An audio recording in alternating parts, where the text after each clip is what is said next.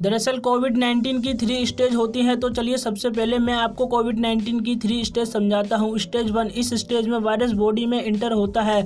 Stage 2, इस stage में virus lungs यानी फेफड़ों तक पहुँचता है। स्टेज 3, इस स्टेज में बॉडी इससे लड़ने और इसे ख़त्म करने की कोशिश करती है। यह स्टेज सबसे खतरनाक है। इस स्टेज में बॉडी के पार्ट्स भी खराब हो जाते हैं। प्लाज्मा से ट्रीटमेंट करने के लिए सेकेंड स्टेज बेस्ट होती है, क्योंकि फर्स्ट स्टेज में ये इफेक्टिव नहीं रहेगा।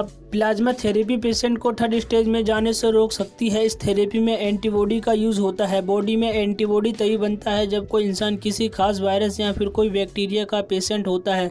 जो पेशेंट इस वायरस से बीमार होता है, उस पेशेंट के ठीक हो जाने के बाद उसके शरीर में कोरोना वायरस के खिलाफ एंटीबॉडी बनता है। इसी एंटीबॉडी के बल से पेशेंट ठीक हो जाता है। और जब कोई व्यक्ति बीमार होता है तो उसकी बॉडी में एंटीबॉडी तुरंत नहीं बनता। बॉडी में वायरस के खिलाफ एंटीबॉडी बनने में ज़्यादा समय लगने की वजह से मरीज सीरियस हो जाता है और उसकी डेथ हो जाती है। जो कोविड-19 का पेशेंट हाल ही में ठीक हुआ होगा, उसकी बॉडी में एंटीबॉडी मौजूद होता है। वो ही एंटीबॉडी उसकी बॉडी से निकालकर दूसरे कोविड-19 के पेशेंट में डाल दिया जाता है। जैसे ही एंटीबॉडी पेशेंट की बॉडी में इंटर होता है, वैसे ही पेशेंट पर एंटीबॉडी का असर होता है और वायरस कम होने लगता है। इसके बाद पेशेंट के ठीक होने की संभावना बढ़ जाती है।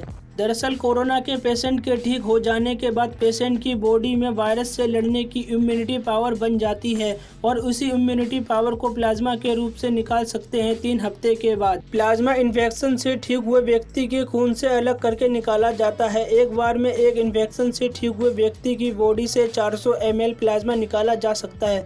400 ml प्लाज्मा को 2 पेशेंट को चढ़ाया जा सकता है। जैसे डेंगू के पेशेंट को प्लेटलेट्स चढ़ाई जाती हैं, वैसे ही कोरोना के पेशेंट को प्लाज्मा चढ़ाया जाता है।